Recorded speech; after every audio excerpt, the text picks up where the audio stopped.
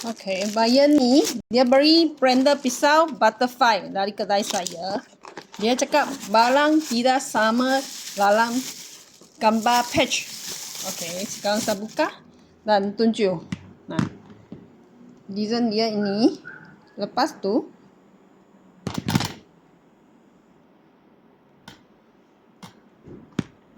boleh nampaknya kita hantar tak ada rosak, tak ada apa. Ada tak sama tak? Nak tanya. Nah, nak tanya, ada barang tak sama tak? Ini totally sama dengan gambar dalam.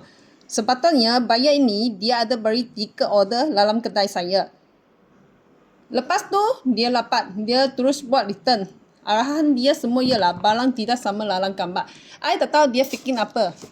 Tapi saya tahu saya tak hantar salah barang. Dan saya ada cabut dia. Arahan dia sangat maya-maya.